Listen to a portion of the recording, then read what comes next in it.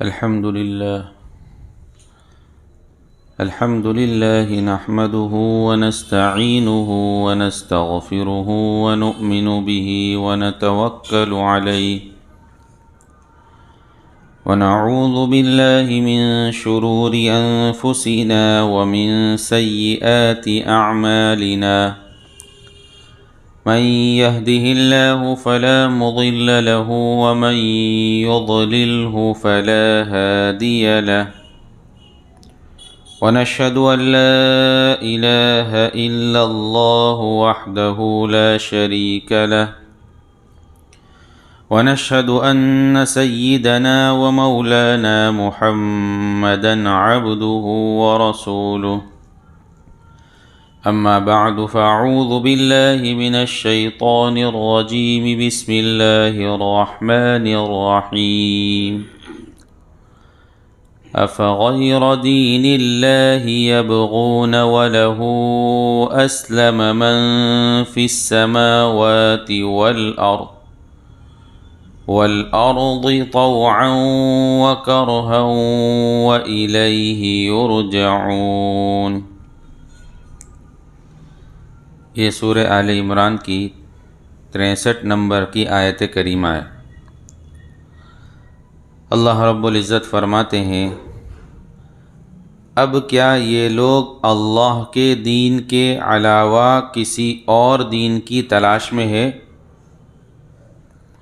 حالانکہ آسمانوں اور زمین میں جتنی مخلوقات ہے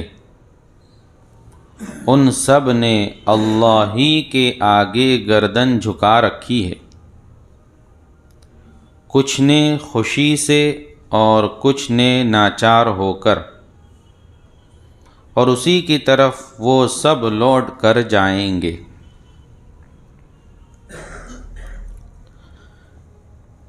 یہ آیت اور اس کا ترجمہ گزشتہ مجلس میں ہوا تھا۔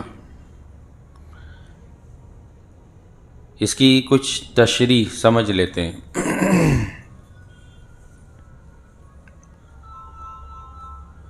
پوری دنیا میں اللہ رب العزت کا حکم چلتا ہے۔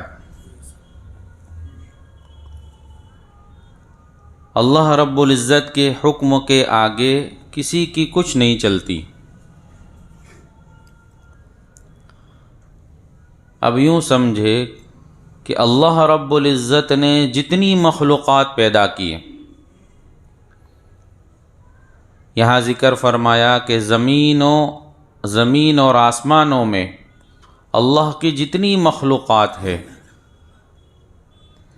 ان ساری مخلوقات میں انسان اور جنات کے علاوہ سب کے سب فرما بردار ہے۔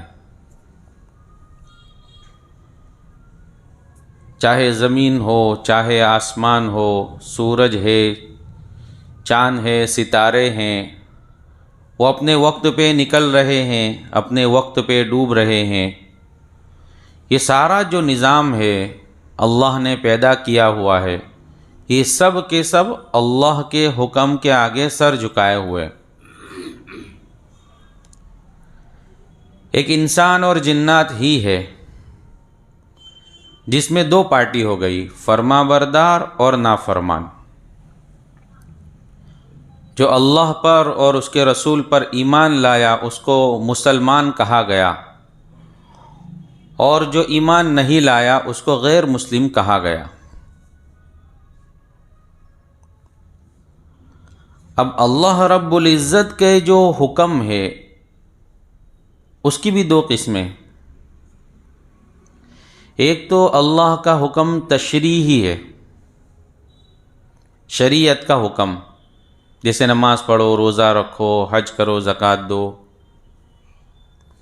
اور ایک اللہ رب العزت کا حکم ہے تکوینی حکم،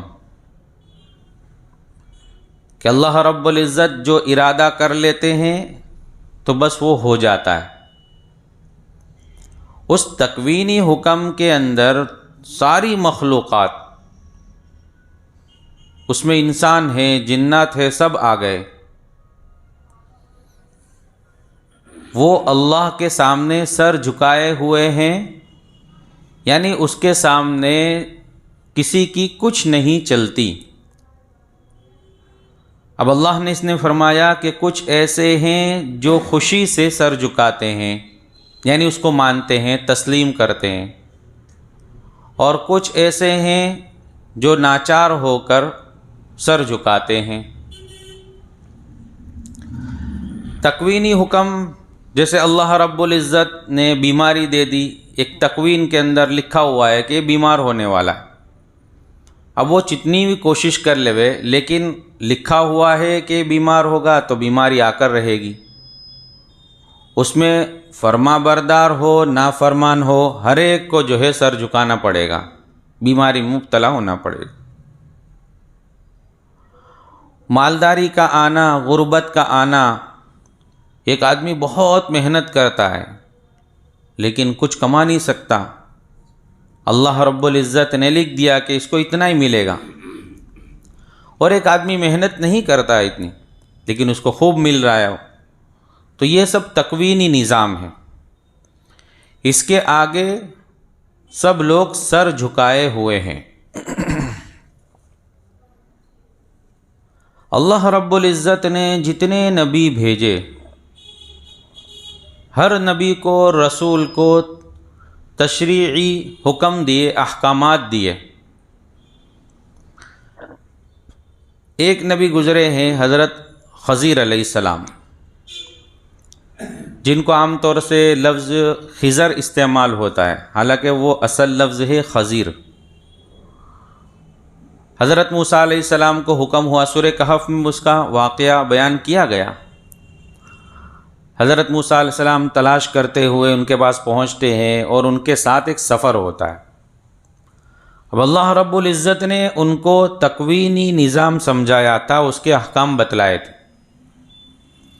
اور وہ ایسی چیز ہے جو عام طور سے لوگوں کے سمجھ میں آنے والی نہیں ہے۔ تکوینی نظام قرآن میں واقعہ بیان کیا گیا جس کے اندر حضرت موسیٰ اور خضر سفر کرتے ہیں، اور ایک موقع آتا ہے کہ ان کو دریا پار کرنا ہوتا ہے، اور کشتی میں بیٹھنے کی ضرورت ہوتی ہے، کشتی ہوتی نہیں ہے، کہ ایک کشتی آتی ہے اور ان کو بٹھا لیتی ہے۔ جب دو نورانی چہرے والوں کو کشتی والے دیکھتے ہیں تو ان کو بغیر کرائے کے کشتی میں سوار کر لیتے ہیں۔ کشتی میں سوار ہونے کے بعد کچھ دیر چلنے کے بعد حضرت خضر علیہ السلام جو ہے اٹھتے ہیں اور اس کشتی کا ایک پارٹ توڑ دیتے ہیں۔ اب چونکہ حضرت موسیٰ علیہ السلام کو تو تشریعی احکام دیے تھے، وہ ان کو احکام بتلائے تھے۔ اب ایک ظاہر سی بات ہے، ہمارے جیسا بھی کوئی آدمی ہو اگر، اور ہم پر کوئی احسان کرے اور پھر ہم اس کا نقصان کر دے تو کوئی کیا کہے گا ہم کہ کتنا بیوقوف آدمی ہے، ایک تو اس نے تجھ پر احسان کیا اور تو نے اس کا نقصان کر دیا۔ تو ان کشتی والوں نے جو بالکل غریب ہے، مسکین ہے، ایک ہی کشتی ہے ان کے پاس اور اسی کے ذریعے سے ان کی روزی روٹی کا نظام ہے، اور انہوں نے احسان یہ کیا کہ بغیر کرائے کے فری میں بٹھا دیا۔ تو ہونا تو یہ چاہیے کہ ان پر کچھ احسان کرے، لیکن یہ کیا کہ ان کا کشتی کا ایک پارٹ توڑ دیا۔ تو ظاہر سی بات ہے کہ کوئی بھی کہے گا کہ یہ کیا کیا، ایسا نہیں کرنا چاہیے۔ تو حضرت موسیٰ علیہ السلام نے تشریعی احکام تھے، سوال کر ڈالا کہ یہ کیا کیا۔ تو چونکہ پہلے بات ہو چکی تھی کہ کوئی بات پر سوال نہیں کرو گے آپ تو ہی میرے ساتھ سفر کر سکتے ہو، تو کہا میں نے منع کیا تھا، کیوں سوال کر ڈالا؟ حضرت موسیٰ علیہ السلام نے معذرت پیش کی، غلطی ہو گئی، چلو آگے چلو۔ آگے چلتے ہیں، کنارے پر اترتے ہیں کہ بچے لوگ کھیل رہے ہوتے ہیں، چھوٹے بچے۔ حضرت خضر علیہ السلام ایک چھوٹے بچے کو پکڑتے ہیں، اس کا گلا کاٹ دیتے ہیں، اس کو مار ڈالتے ہیں۔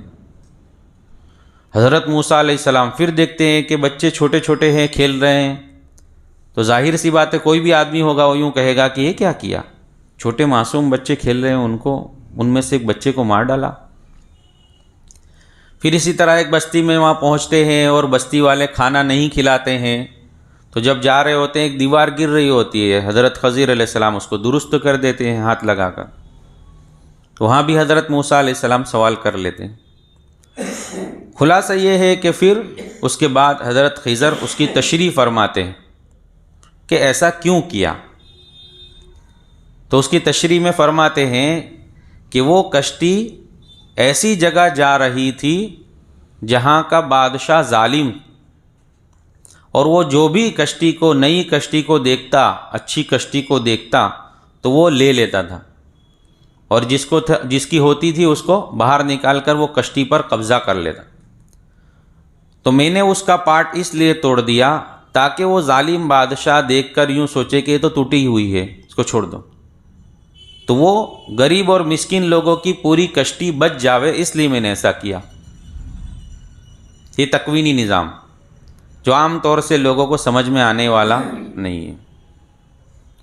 پھر وہ چھوٹا بچہ، تو فرمایا کہ وہ چھوٹا بچہ ایسا تھا کہ اس کے ماں باپ کے دل میں اس کی بڑی محبت تھی، اور وہ اگر بڑا ہوتا تو وہ کفر کی طرف لپکتا اور کفر اختیار کرتا، اور اس کو دیکھ کر اس کے ماں باپ جو ہے اس کی محبت میں کفر کو اختیار کرتے.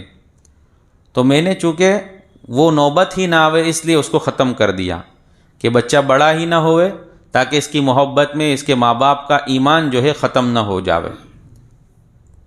تو یہ تکوینی نظام جو ہے حضرت خضر علیہ السلام نے بتلایا. تو اس آیت میں اسی چیز کی طرف اشارہ ہے کہ ساری مخلوقات اللہ رب العزت کے سامنے سر جھکائے ہوئے ہیں، ان کو ماننا ہی پڑے گا. لیکن کچھ لوگ ایسے ہیں جو خوشی سے سر جھکاتے ہیں، یعنی ایمان والے ہیں، کہ ہر معاملے میں وہ اللہ رب العزت کا شکر ادا کرتے ہیں. جیسے ہی حالات آ جاوے، جیسے ہی مصیبتیں بھی آ جاوے، تب بھی ایک ایمان والا یہ سمجھتا ہے کہ یہ اللہ رب العزت کی طرف سے آیا ہے، اس پر مجھے جو حکم دیا گیا ہے اس پر مجھے عمل کرنا ہے. مصیبت ہے تو اس پر صبر، اور اگر کوئی راحت اور خوشی کا معاملہ آتا ہے تو اس پر اللہ کا شکر ادا کرے. اور جو بغیر خوشی کے سر جھکاتے ہیں تو وہ ایسی چیزیں ہیں جس کے سامنے سب کو سر جھکانا ہی پڑتا ہے، اور وہ تکوینی نظام. تو اللہ رب العزت فرماتے ہیں کہ کچھ لوگ تو خوشی سے سر جھکاتے ہیں، اور کچھ لوگ ناچار ہو کر، اور اللہ رب العزت ہی کی طرف سب کو لوٹ کر ایک دن جانا ہے. آگے پھر اس امت کی خصوصیت بیان فرمائی. قل آمنا بالله وما أنزل علينا وما أنزل على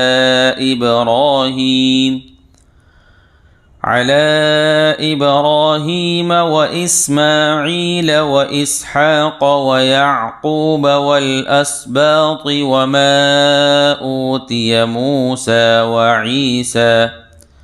وعيسى والنبيون من ربهم لا نفرق بين أحد منهم ونحن له مسلمون. اے محمد صلی اللہ علیہ وسلم، آپ کہہ دو کہ ہم ایمان لائے اللہ پر، اور جو کتاب ہم پر اتاری گئی اس پر، اور اس ہدایت پر جو ابراہیم، اسماعیل، اسحاق، یعقوب اور ان کی اولاد پر اور ان کے پروردگار کی طرف سے اتاری گئی، اور ان باتوں پر جو موسیٰ علیہ السلام، عیسیٰ اور دوسرے پیغمبروں کو عطا کی گئی. ہم ان پیغمبروں میں سے کسی کے درمیان کوئی فرق نہیں کرتے، اور ہم اسی ایک اللہ کے آگے سر جھکائے ہوئے ہیں. اس امت کی یہ خصوصیت بیان کی گئی کہ اس امت کا ایمان کامل، جو سارے نبیوں پر ایمان لائے ہوئے ہیں. قرآن پاک میں تقریباً 25 سے زیادہ یا 25 کے قریب نبیوں کا ذکر کیا گیا نام کے ساتھ،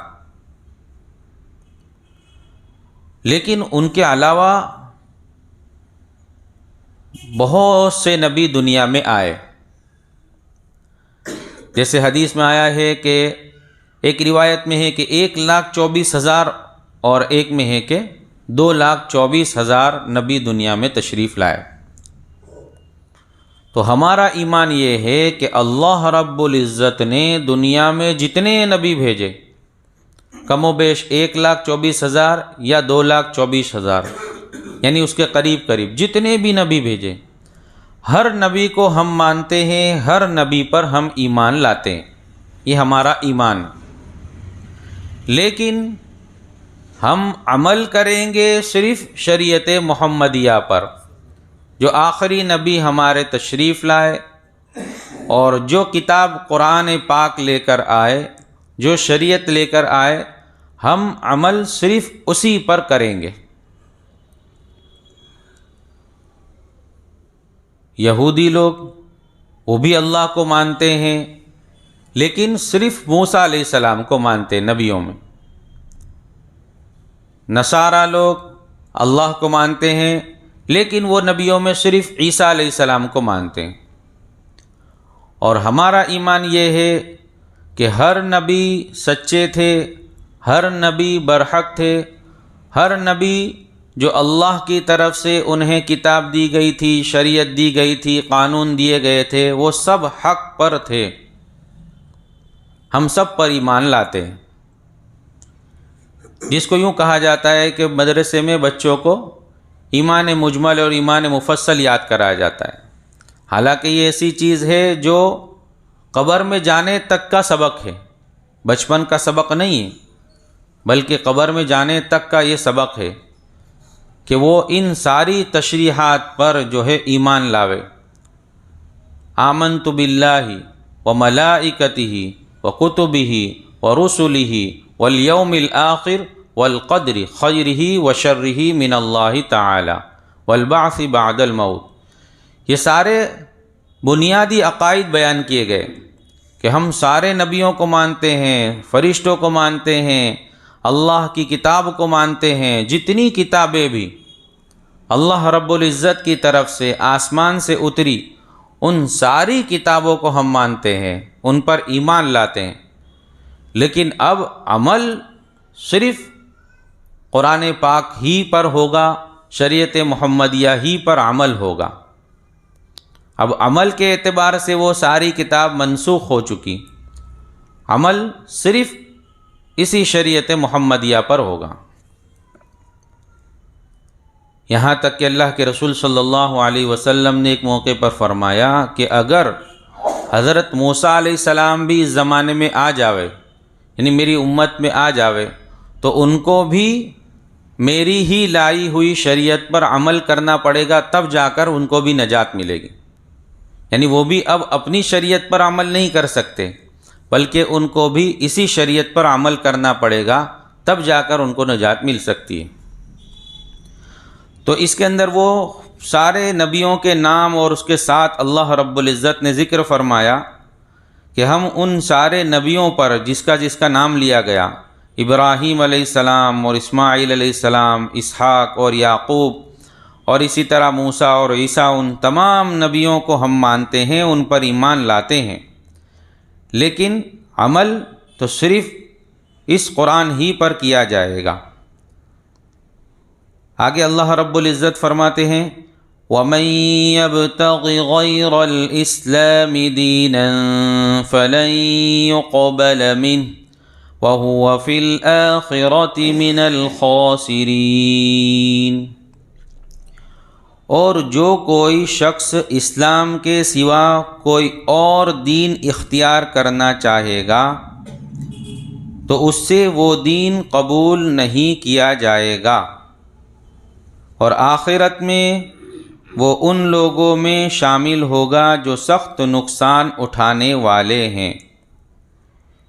یعنی اب اسلام کے علاوہ کسی اور دین کو، کسی اور مذہب کو قبول نہیں کیا جائے گا، کوئی بھی اسلام کے علاوہ کسی دوسرے دین کو، مذہب کو لے کر اب اللہ کے یہاں پہنچے گا تو اس کا وہ مذہب، اس کا وہ دین قبول نہیں کیا جائے گا۔ اب قبول کرنے کے لیے صرف ایک ہی دین اسلام باقی رہا، جو اس کو لے کر آئے گا وہی کامیاب ہوگا، اور جو اس کے علاوہ کسی اور دین کو لے کر آئے گا تو وہ بڑا نقصان اٹھانے والا ہوگا۔ اللہ رب العزت ہمیں سمجھنے کی، عمل کی توفیق دے۔ بسم اللہ الرحمن الرحیم، سبحانک اللہم وبحمدک وتبارک اسمک وتعالی جدک ولا الہ غیرک، اللہم صلی علی سیدنا مولانا محمد وعلی آل سیدنا مولانا محمد صلاة تنجینا بها من جمیع الاحوال والآفات وتقضی لنا بها جمیع الحاجات وتطہرنا بها من جمیع السیئات وترفعنا بها عندك على الدرجات وتبلغنا بها أقصى الغايات من جميع الخيرات في الحياة وبعد الممات إنك على كل شيء قدير یا ارحم الراحمین، یا اکرم الاکرمین۔ یا اللہ ہم تمام کے گناہوں کو معاف فرما، تمام کی خطاؤں سے درگزر فرما۔ یا اللہ اپنے فضل کا معاملہ فرما۔ یا اللہ اپنی اطاعت والی زندگی نصیب فرما، اپنی نافرمانی والی زندگی سے حفاظت فرما، ایسے کاموں کے کرنے کی توفیق عطا فرما جس سے تو راضی ہوتا ہے۔ یا اللہ ایسے کاموں سے حفاظت فرما جس سے تو ناراض ہوتا ہے، جس سے تیرا غضب اترتا ہے۔ یا اللہ پوری امت کی حفاظت فرما، پوری امت کی حفاظت فرما، پوری امت کی مغفرت فرما، اپنے فضل کا معاملہ فرما، سنت والی زندگی نصیب فرما۔ آقا صلی اللہ علیہ وسلم کے ایک ایک طریقے کو جان جان کر اس پر عمل کی توفیق عطا فرما، آپ کے طریقوں سے محبت عطا فرما، غیروں کے طریقوں سے نفرت عطا فرما، غیروں کے طریقوں کو زندگی سے نکالنے کی توفیق عطا فرما۔ یا اللہ ہمارے بیماروں کو شفا عطا فرما، مقروضوں کی قرضوں کی ادائیگی کی شکلیں صورتیں پیدا فرما، حاجت مندوں کی حاجتیں پوری فرما۔ یا اللہ جو جس لائن سے پریشان ہے ہر ایک کی پریشانی کو اپنے فضل سے، اپنے کرم سے دور فرما۔ یا اللہ ان تمام حاضرین مجلس کے گناہوں کو معاف فرما، تمام کی جائز اور نیک مرادیں پوری فرما، تمام کی نسلوں کو قبول فرما۔ یا اللہ اپنے فضل سے قبول فرما، ہماری دعاؤں کو اپنے فضل و کرم آقا صلی اللہ علیہ وسلم کے صدقے میں قبول فرما۔ یا رب صلی وسلم دائما ابدا علی حبیبک خیر الخلق کلہم، سبحان ربک رب العزت عما یصفون، سلام علی المرسلین والحمد للہ رب العالمین برحمتک۔